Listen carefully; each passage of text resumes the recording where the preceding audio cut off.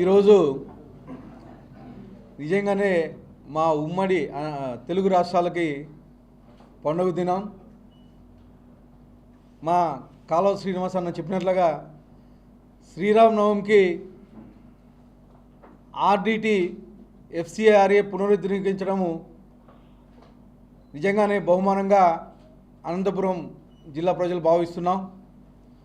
ముఖ్యంగా 2021-22 ప్రాంతంలో ఎఫ్సిఆర్ఏని పునరుద్ధరించడం కోసం ఆడిట్ చేస్తే అప్పుడుండే జిల్లా నాయకులైతేమి, అప్పుడుండే వైఎస్ఆర్సీపీ ముఖ్యమంత్రి వైఎస్ జగన్మోహన్ రెడ్డి గారు అయితేమి కనీసం ఎఫ్సిఆర్ఏ మీద మాట్లాడిన దాఖలాలు లేవు, కనీసం స్పందించడం కానీ లేదు.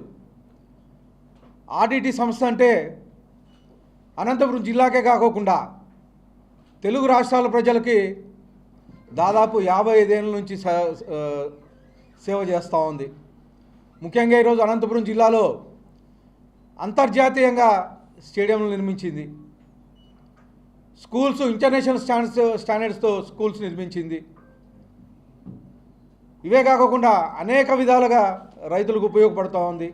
చెక్ డ్యాములు కట్టడం అయితేమి, చెరువులు కట్టడం అయితేమి, హార్టికల్చర్ కింద ఎవెన్యూ ప్లాంటేషన్ ఇవ్వడం అయితేమి, ఇలాంటి గత 55 సంవత్సరాలుగా విన్సెంట్ ఫెర్రర్ దగ్గర నుంచి ఈరోజు మ్యాంచు ఫెర్రర్ వరకు సర్వీస్ చేస్తూ ఉంది. ఇలాంటి తరుణంలో ఎఫ్సిఆర్ఏని ఆపేస్తే మా యువ నాయకుడు పాదయాత్రలో భాగంగా అనంతపురం జిల్లాకు వచ్చినప్పుడు మ్యాంచో ఫెర్రర్కి ఆర్డిటికి మాట ఇచ్చి ఖచ్చితంగా నేను ఇది పునరుద్ధరిస్తానని చెప్పేసి మాట ఇవ్వడం జరిగింది. దానిలో భాగంగానే ఈరోజు ఎన్ని అవాంతరాలు ఏర్పడినా కానీ, ఎన్ని సమస్యలు వచ్చినా కానీ ఈరోజు మా ముఖ్యమంత్రి నారా చంద్రబాబు నాయుడు గారు అయితేమి, అలాగే మా యువ నాయకుడు ఐటీ శాఖ మంత్రులు భుజస్కంధాల మీద చేసుకొని ఈరోజు ఎఫ్సిఆర్ఏని పునరుద్ధరించడం జరిగింది. అనంతపురం జిల్లా ఎమ్మెల్యేలు కనిపిస్తే చాలు ఆర్డిటి గుర్తొచ్చేది మా ముఖ్యమంత్రి గారికి. అలాగే మేమంతా కలిసి ఒకసారి ఢిల్లీకి వెళ్తే అక్కడ కేంద్ర మంత్రి రామ్మోహన్ నాయుడు గారిని అయితేమి, అలాగే పార్లమెంటు అధ్యక్షులు లావు కృష్ణదేవరాయలను కలిస్తే ఏమి, అలాగే పెమ్మసాని గారిని కలిసినప్పుడు మొత్తం అందరిని తీసుకెళ్ళి అమిత్ షా గారి దగ్గరికి కూర్చోబెట్టి మాకు మాట ఇప్పించడం జరిగింది. ఆల్రెడీ మీ ముఖ్యమంత్రి గారు ఫాలోఅప్ చేస్తున్నారు. మీ యువ నాయకుడుగా నారా లోకేష్ గారు చాలాసార్లు దీని మీద ప్రస్తావన తెచ్చారు. ఖచ్చితంగా దీన్ని మేము క్లియర్ చేయిస్తామని చెప్పేసి ఆ రోజు చెప్పడం జరిగింది.